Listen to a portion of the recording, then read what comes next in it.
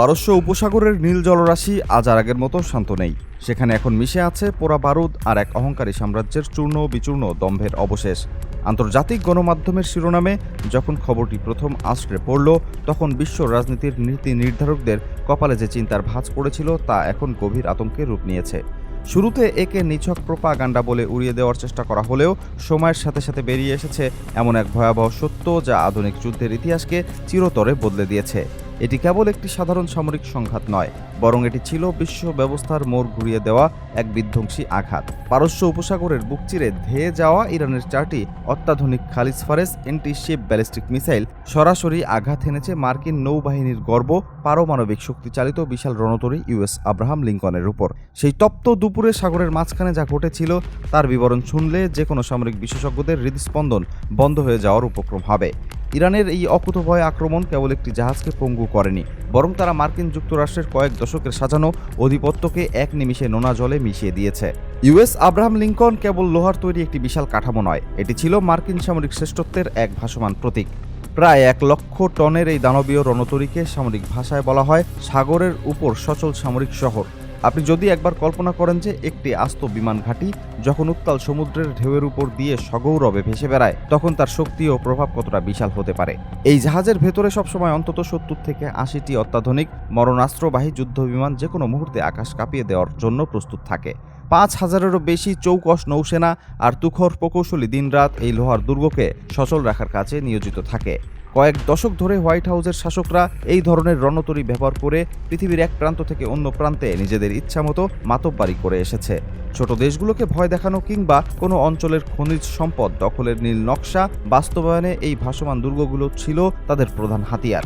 মার্কিন জেনারেলদের মনে এক ধরনের বদ্ধমূল ধারণা ছিল যে আব্রাহাম লিঙ্কনের গায়ে হাত দেওয়ার সাহস এই পৃথিবীতে অন্তত কারোর নেই, কারণ সবাই জানে যে এই জাহাজে আঘাত করা মানে হলো সরাসরি আমেরিকার হৃৎপিণ্ডে আঘাত করা এবং কয়েক হাজার সৈন্যের মৃত্যুকে নিজ হাতে আমন্ত্রণ জানানো। কিন্তু ইরান সেই অলক্ষিত রেড লাইন বা চূড়ান্ত সীমা কেবল অতিক্রমই করেনি, বরং তারা মার্কিন দম্ভের কফিনে শেষ পেরেকটি ঠুকে দিয়েছে।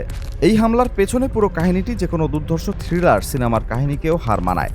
দক্ষিণ চীন সাগর থেকে দীর্ঘ পথ পাড়ি দিয়ে ইউএস আব্রাহাম লিঙ্কন যখন ইরানের উপকূলের দিকে আসছিল, তখন তাদের কমান্ডারদের চোখে মুখে ছিল এক ধরনের জয়ের নেশা ও দম্ভ।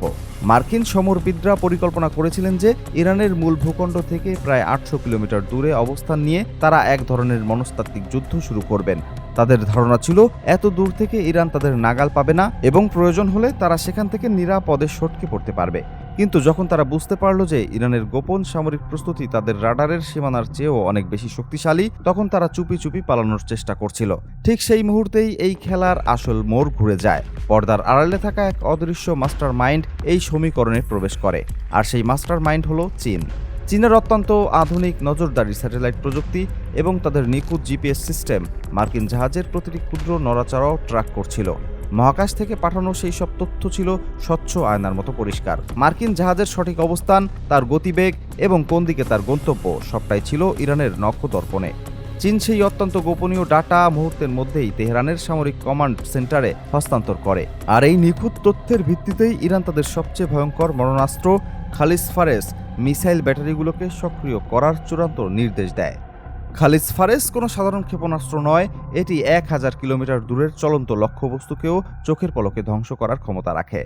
ইরান যখন একের পর এক 4টি মিসাইল ছুড়ে মারল, তখন মার্কিন জাহাজের বিলিয়ন বিলিয়ন ডলারের অত্যাধুনিক রাডার এবং ইন্টারসেপ্টর সিস্টেমগুলো কাজ করল না। তা নিয়ে পেন্টাগনে এখনও হাহাকার শুরু হয়েছে। 4টি মিসাইলের মধ্যে অন্তত 2টি সরাসরি আব্রাহাম লিঙ্কনের রানওয়েতে এবং বিমানের হ্যাঙ্গারে আঘাত হানে। আগুনের সেই লেলিহান শিখা যখন আকাশে উঠছিল, তখন সাগরের বুকে মার্কিন আধিপত্যের পতন যেন সচক্ষে দেখছিল পুরো বিশ্ব। পেন্টাগনের বড় বড় জেনারেলরা, যারা সবসময় দামি সুর পরে টেলিভিশনে বড় বড় বুলি আওড়ান, তারা এই হামলার খবর শুনে ঠান্ডা ঘরেও ঘামতে শুরু করেছিলেন, কারণ তারা স্বপ্নেও ভাবেনি যে একটি আঞ্চলিক শক্তি তাদের এত বড় রণতরীকে এভাবে পঙ্গু করে দিতে পারে। এই হামলায় কেবল যান্ত্রিক ক্ষতি হয়নি, বরং মার্কিন যুক্তরাষ্ট্রের সামরিক মর্যাদায় এমন এক গভীর ক্ষত তৈরি হয়েছে যা হয়তো আগামী কয়েক দশকেও পূরণ করা সম্ভব নয়।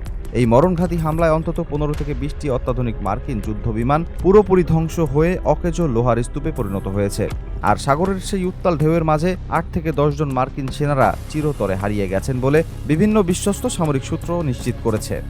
ঘটনাটি ঘটার প্রথম কয়েক ঘন্টা মার্কিন যুক্তরাষ্ট্র চেয়েছিল এই চরম অপমানের খবরটি সারা বিশ্বের কাছে ধামাচাপা দিতে। তারা চেয়েছিল ক্ষয়ক্ষতির পরিমাণ লুকিয়ে রেখে নিজেদের মান সম্মান কোনোভাবে বজায় রাখতে। কিন্তু বর্তমান প্রযুক্তির এই যুগে কোনো সত্যই আর বেশি দিন আড়ালে রাখা যায় না। সবার আগে তুরস্কের প্রভাবশালী সংবাদ সংস্থা আনাদুল এজেন্সি এই খবরটি সারা বিশ্বে ছড়িয়ে দিয়ে সবাইকে স্তব্ধ করে দেয়। এরপর যেন একে একে খবরের বাঁধ ভেঙে গেল। ইসরায়েলের পত্রিকা দ্য টাইমস অফ ইসরায়েল এবং জাপানের ইউরেশিয়াম টাইমস একে একে এই হামলার সত্যতা নিশ্চিত করে একের পর এক রিপোর্ট প্রকাশ করতে শুরু করলো। পরিস্থিতি এমন এক চরম পর্যায়ে পৌঁছলো যে মার্কিন খোদ সংবাদ মাধ্যম CNN পর্যন্ত এই ক্ষয়ক্ষতির খবর প্রচার করতে বাধ্য হলো। চারদিক থেকে অকাট্য প্রমাণের পাহাড় জমতে দেখে অবশেষে মার্কিন সেন্ট্রাল কমান্ড বা সেন্টকম তাদের অফিসিয়াল টুইটার হ্যান্ডেল থেকে এক সংক্ষিপ্ত বিবৃতির মাধ্যমে এই হামলার কথা স্বীকার করে নিতে বাধ্য হন। এদিকে চীন অত্যন্ত চতুরতার সাথে তাদের ভূমিকা পালন করেছে। তারা নিজেরা সরাসরি কোনো আনুষ্ঠানিক বক্তব্য না দিলেও তাদের রাষ্ট্রীয় প্রচার মাধ্যম সিনহুয়া নিউজের মাধ্যমে মার্কিন রণতরীর সেই বিধ্বস্ত অবস্থার ছবি এবং পরিসংখ্যান বিশ্ববাসীর সামনে তুলে ধরেছে। সিনহুয়া নিউজ অত্যন্ত পরিষ্কার ভাষায় জানিয়েছে যে মার্কিন যুক্তরাষ্ট্রের দম্ভ আজ ধুলোয় মিশে গেছে এবং তাদের 15 থেকে 20টি দামি যুদ্ধ বিমান এখন সমুদ্রের নোনা জলে মরচে পড়া লোহা ছাড়া আর কিছুই নয়।